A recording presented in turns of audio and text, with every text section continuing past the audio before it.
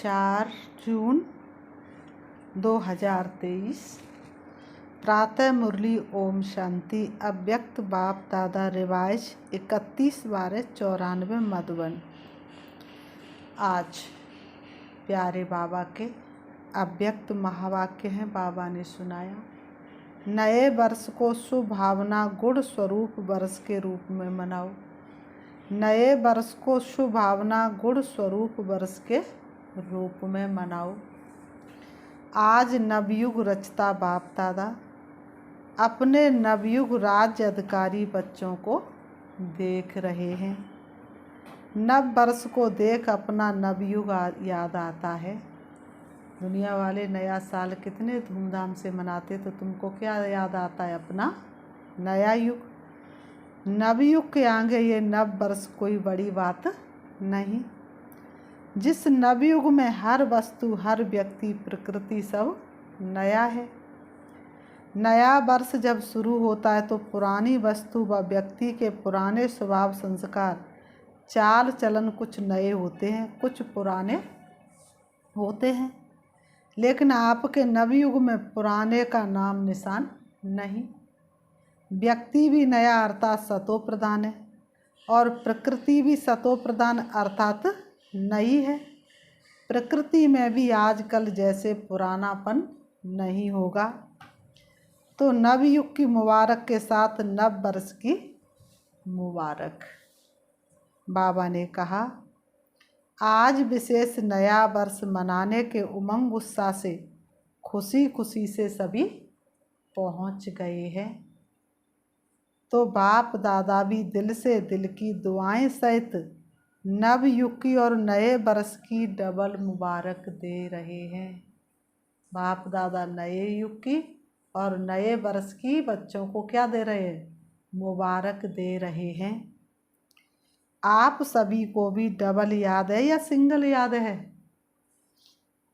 अपना नया युग नयनों के आगे बुद्धि में स्पष्ट है ना। जैसे कहेंगे कल से नया वर्ष शुरू है, ऐसे ही कहेंगे कल नवयुग आया कि आया। इतना स्पष्ट आपके लिए तो कल ही है ना। नशा है, सभी नवयुग के राज्य अधिकारी हैं। सभी राजा बनेंगे तो प्रजा बनाई है। बनना तो सभी क्या चाहते? राजा। लेकिन बाबा कहते तो प्रजा बनाई है। आप सब तो राजा हो, लेकिन राज्य किस पर करेंगे? बाबा पूछते राज्य किस पर करेंगे? अपने ऊपर। तो बाप दादा नवयुग और नया वर्ष डबल देख रहे हैं। कल की बात है ना, वो भी कल और ये भी कल की बात है। फिर नवयुग होगा ना। अपने नवयुग की ड्रेस शरीर सामने दिखाई देती है। बस पुरानी ड्रेस छोड़ेंगे और नई ड्रेस धारण करेंगे तो वो ड्रेस अच्छी, चमकीली, सुंदर है ना। अभी तो देखो हर व्यक्ति में कोई ना कोई नुक्स होगा। कोई की नाक टेढ़ी होगी, किसकी आंख टेढ़ी होगी, किसके ओठ ऐसे होंगे। और नवयुग में सब नंबर 1, हर कर्मेंद्रिय एक्यूरेट, इसलिए देवताओं को कितना सुंदर दिखाते हैं। तो ऐसी ड्रेस सामने खूंटी पर लगी हुई है ना, बस पहननी है। अपनी ड्रेस अच्छी पसंद है, देख रहे हो ना। बाप दादा सदैव जब हरेक बच्चे को देखते तो क्या देखते हैं? एक तो हरेक मस्तक की चमकती हुई मणि श्रेष्ठ आत्मा को देखते हैं और साथ साथ हरेक बच्चे के भाग्य की श्रेष्ठ लकीर को देखते हैं। हरेक का भाग्य कितना श्रेष्ठ है। सभी का भाग्य श्रेष्ठ है ना, कि किसका मध्यम भी है। बाबा कहते सभी वन है ना, क्योंकि वन वन में आने वाले हैं। सेकंड, थर्ड और आने वाले हैं। अच्छा है, दुनिया वाले कहते हैं आपके मुख में गुलाब, और बाप दादा कहते हैं आपके मुख में गुलाब जामुन। गुलाब जामुन सबको बहुत अच्छा लगता है ना। बाबा कहते गुलाब जामुन सबको बहुत अच्छा लगता है ना। गुलाब जामुन या मिठाई खाने के लिए ही बाप दादा ने हर गुरुवार भोग का रखा है। भोग में खुद भी खाते और बाप दादा को भी स्वीकार कराते हो। घर में बनाए नहीं बनाए, लेकिन गुरुवार को तो मीठा मिलेगा ना। और जब कभी खुशी का उत्सव होता है तो मीठा मुख ही मीठा कराते हो। मीठा मुख अर्थात मीठा मुखड़ा। मुख मीठा तो सब करते, लेकिन आप सबका मुख भी मीठा है तो मुखड़ा फेस भी मीठा है, या थोड़ा थोड़ा कड़वा भी है। अगर एक लकीर भी कड़वे की हो तो आज वर्ष को विदाई देने के साथ साथ इस थोड़े से कड़वेपन को भी विदाई दे देना। विदाई देना आता है कि पास में रखना है, अच्छा लगता है, या विदाई देकर फिर बुला लेंगे, फिर कहेंगे हम तो छोड़ना चाहते लेकिन माया नहीं छोड़ती है। ऐसे तो नहीं कहेंगे कि हमने छोड़ दिया लेकिन माया आ गई। वहाँ जाकर फिर ऐसे पत्र लिखेंगे, विदाई तो सदा काल के लिए विदाई। विदाई देने का अर्थ है फिर आने नहीं देना, या कभी कभी आ जाए तो कोई हर्जा नहीं, क्योंकि पुराने बाबा कहते, क्योंकि पुराने संस्कार कईयों को बहुत अच्छे लगते हैं। बाबा कहते आज कहेंगे कल से नहीं होगा और फिर परसों परवश हो जाएंगे, तो उसको विदाई नहीं कहेंगे ना। तो विदाई देना भी सीखो। बाबा कहते आज छोड़ा फिर कल आ गया तो इसको विदाई कहेंगे नहीं। वर्ष को विदाई देना तो कॉमन बात है, लेकिन आप सबको अंश वंश सहित माया को विदाई देना है। अंश मात्र भी नहीं रहे। कई बच्चे कहते हैं 75% तो फर्क पड़ गया है और भी पड़ जाएगा, लेकिन माया अंश से वंश बहुत जल्दी पैदा करती है। थोड़ा सा भी अंश रह जाएगा तो वंश पैदा होने में देरी नहीं लगेगी।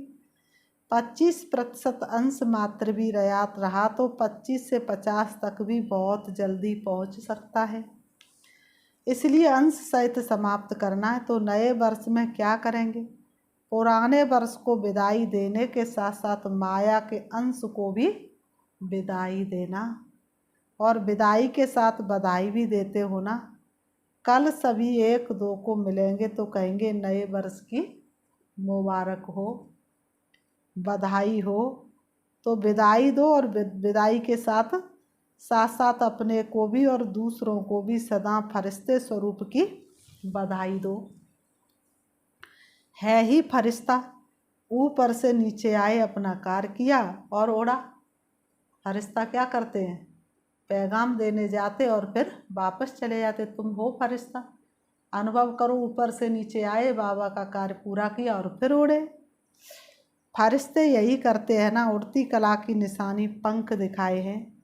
कोई आर्टिफिशियल पंख नहीं है, लेकिन ये फरिश्तों को जो पंख दिखाते हैं उसका अर्थ है फरिश्ता, अर्थात उड़ती कला वाले। तो फरिश्ते स्वरूप की बधाई स्वयं को भी दो और दूसरों को भी दो।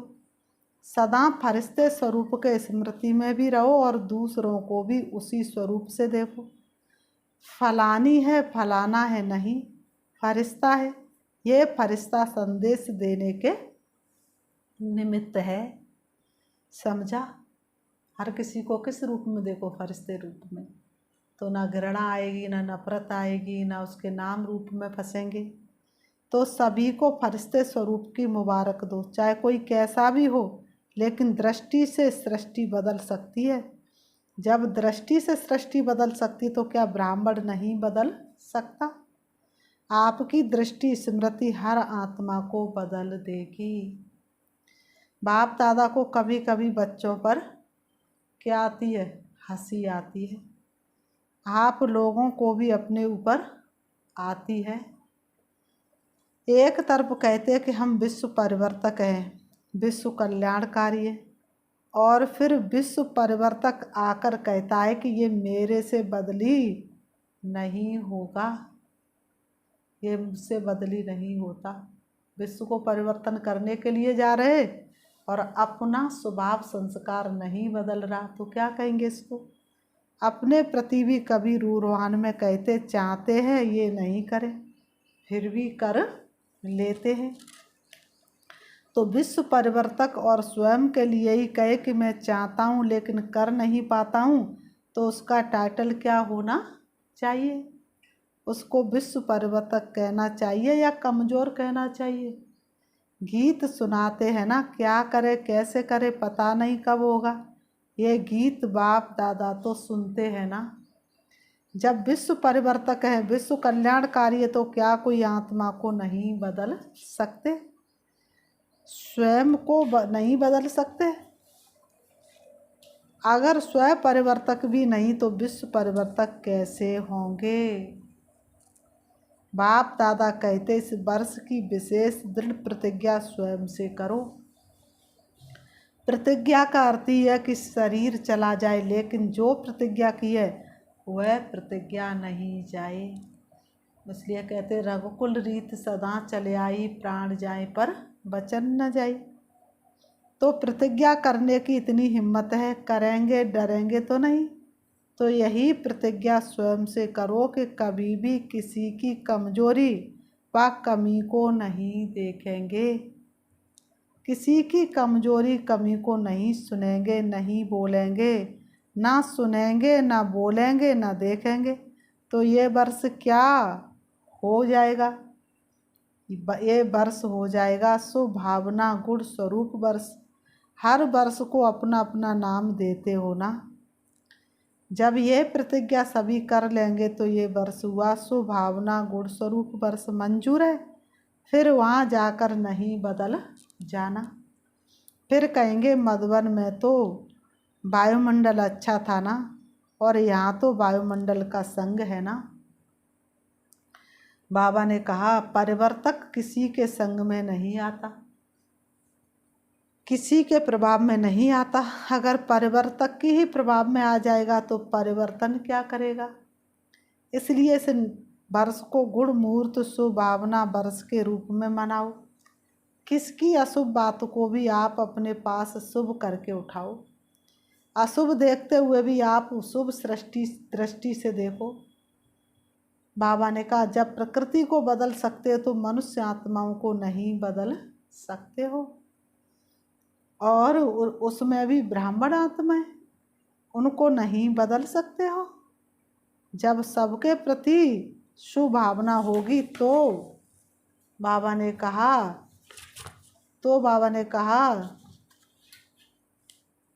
तो अवगुण शब्द समाप्त होकर, बाबा ने कहा कारण शब्द समाप्त होकर निवारण शब्द ही दिखाई देगा। इस कारण से ये हुआ, इस कारण से ये हुआ नहीं। कारण को निवारण में परिवर्तन करो, हिम्मत है। अच्छा बाप दादा जब टीवी खोलते हैं तो बड़ा मज़ा आता है। ये कलयुगी टीवी नहीं देखते, ब्राह्मणों की टीवी देखते हैं। एक टीवी बहुत सुंदर वतन में लगी हुई है। ब्राह्मण जो कुछ यहाँ करते हैं बाप दादा को वहाँ पहुँच जाता है। ऐसे नहीं आप लोग ये टीवी खोल लो, ऐसे नहीं करना। तो जब बच्चों का खेल देखते तो बहुत मज़ा आता है। बाबा ने कहा मिक्की माउस का खेल तो करते हो ना। थोड़े टाइम के लिए कोई शेर बन जाता, कोई कुत्ता बन जाता। जिस समय क्रोध करते उस समय क्या हो, जिस समय क्रोध करते हो, जिस समय आंसू बहाते उस समय क्या हो, जिस समय किससे डिस्कस करते हो उसके ऊपर वार करते जाते हो, सिद्ध करते जाते हो, तो उस समय क्या हो, मिक्की माउस ही बन जाते हो ना। तो इस वर्ष मिक्की माउस नहीं बनना, फरिश्ता बनना। मिक्की माउस का खेल बहुत किया, तो ये वर्ष ऐसे शक्तिशाली वर्ष बनाना, क्योंकि समय तो समीप आना भी है और लाना भी है। ड्रामानुसार आना तो है ही, लेकिन लाने वाले कौन हैं। बाबा पूछ रहे हैं लाने वाले कौन हैं, आप ही हो ना। दूसरी विशेषता इस वर्ष में क्या करेंगे। नए वर्ष में एक तो बधाइयाँ देते हो और दूसरा गिफ्ट देते हो, तो इस नए वर्ष में सदैव हर एक को जो भी जब भी संबंध संपर्क में आए, चाहे ब्राह्मण परिवार चाहे और आत्माएं हो, उन सबको एक तो मधुर बोल की गिफ्ट दो, स्नेह के बोल की सौगात दो, और दूसरा सदैव कोई ना कोई गुण की शक्ति की सौगात दो। ये सौगात सेकंड में भी दे सकते हो, ऐसे नहीं कह सकते हो कि टाइम नहीं मिला। ना लेने वाले को टाइम था, ना देने वाले को टाइम था। लेकिन अगर अपनी श्रेष्ठ भावना, श्रेष्ठ कामना की वृत्ति है तो सेकंड के संकल्प से, दृष्टि से, अपने दिल से, मुस्कुराहट से सेकंड में भी किसी को बहुत कुछ दे सकते हो। जो भी आवे उसको गिफ्ट देनी है, खाली हाथ नहीं जावे। तो इतनी गिफ्ट आपके पास है कि 2 दिन देंगे तो फिर ख़त्म हो जाएगी। सभी का स्टॉक भरपूर है कि कोई का स्टॉक थोड़ा कम हो गया है। जिसके पास कम हो वो हाथ उठा लो, भर देंगे। जिसके पास कमी हो वो चिट्ठी लिखकर जनक दादी जानकी को देना, वो क्लास करा लेगी। कमी तो नहीं रहनी चाहिए ना। दाता के बच्चे और कमी हो तो अच्छा नहीं है ना। हैं दाता के बच्चे और हो कमी तो बाबा कहते अच्छा नहीं है ना।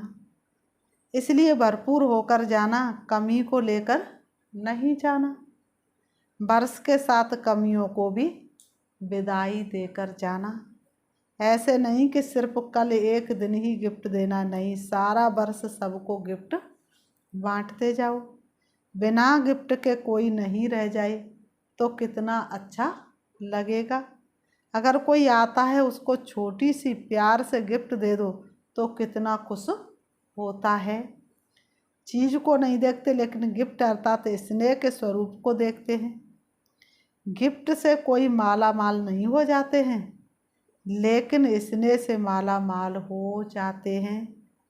तो स्नेह देना और स्नेह लेना। अगर कोई आपको स्नेह नहीं भी दे तो भी आप उनसे ले लेना। लेना आएगा कि शर्म करेंगे कैसे ले, इस लेने में कोई हर्जा नहीं है। वो आप पर क्रोध करे, आप स्नेह के रूप में ले लेना। आप विश्व परिवर्तक हो ना, तो विश्व परिवर्तक किसी के निगेटिव को पॉजिटिव में नहीं बदल सकता। तो ये वर्ष सदा स्नेह देना और स्नेह लेना। ऐसे नहीं कहना कोई ने दिया ही नहीं, क्या करूं। वो दे या ना दे आप ले लो, कुछ तो देगा ना। निगेटिव दे या पॉजिटिव दे, कुछ तो देगा ना। लेकिन है विश्व परिवर्तक। आप निगेटिव को पॉजिटिव में परिवर्तन कर लेना, समझा। इस वर्ष क्या करना है। अच्छा, डबल विदेशी क्या करेंगे, गिफ्ट देंगे। दाता बन गए हो ना, वाह दातापन की मुबारक हो। बाप दादा रोज बच्चों की एक बात देखते हैं, कौन सी, कि ये मैं और मेरा ये परेशान कर देता है। कभी मेरा आ जाता है, कभी मैं आ जाता है, जो बीच बीच में परेशान करता है। तो जब वर्ष परिवर्तक हो रहा है तो इस मैं और मेरे को भी परिवर्तन करो। शब्द भले मैं बोलो लेकिन मैं कौन, अंदर तक ये उत्तर आए मैं कौन। ओरिजिनल में मैं किसको कहते, शरीर को या आत्मा को। मैं आत्मा हूँ। तो जब भी मैं शब्द यूज करो तो क्या याद आए, तो बाबा ने कहा जब भी मैं शब्द यूज करते तो क्यों नहीं मैं शब्द का ओरिजिनल स्वरूप, ओरिजिनल अर्थ स्मृति में रखते हो। ये सारे दिन में कितने बार मैं शब्द यूज करते हो, करना ही पड़ता है ना। मेरा भी कई बार यूज करते हो और मैं भी कई बार यूज करते हो। तो जितने बार मैं शब्द यूज करते हो उतने बार अगर वास्तविक अर्थ से मैं स्मृति में लाओ तो मैं धोखा देगा या उड़ाएगा। तो जब भी मैं शब्द यूज करते हो उस समय यही सोचो, मैं आत्मा हूँ, मैं शरीर नहीं, मैं चमकता हुआ सितारा हूँ, मैं दिव्य आत्मा हूँ, मैं श्रेष्ठ आत्मा हूँ। क्योंकि मैं और मेरे शब्द के बिना रह भी नहीं सकते हो। बोलना ही पड़ता और आदत भी है।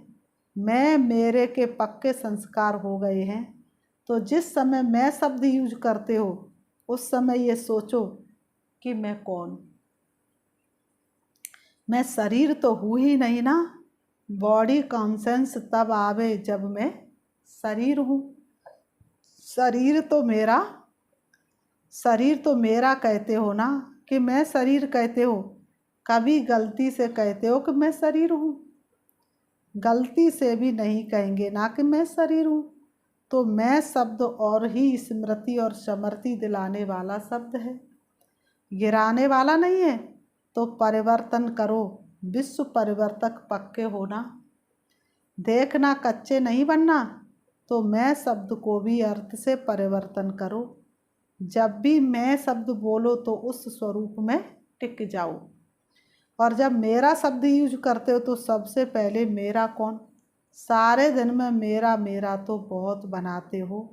मेरा स्वभाव, मेरा संस्कार, मेरी ये चीज़ें, मेरा परिवार, मेरा सेंटर, मेरा जिज्ञासु, मेरी सेवा। मेरी सेवा इसमें क्योंकि ये कहते हो ना, खेल तो करते हो ना। तो जब मेरा शब्द बोलते हो तो मेरा कहने से पहले ये याद करो कि मेरा कौन। पहले मेरा बाबा याद करो, फिर मेरा और याद करो। तो जहाँ बाप होगा वहाँ देह अभिमान व गिरावट नहीं आएगी। तो मैं और मेरा इन दोनों शब्दों को उस वृत्ति से, उस दृष्टि से, उस अर्थ से देखो और बोलो। मेरा शब्द मुख से निकले और पहले मेरा बाबा याद आए तो निरंतर योगी तो हो ही जाएंगे ना। क्योंकि हर घंटे में मेरा और मैं शब्द यूज करते हो। कारोबार में भी करना पड़ता है ना।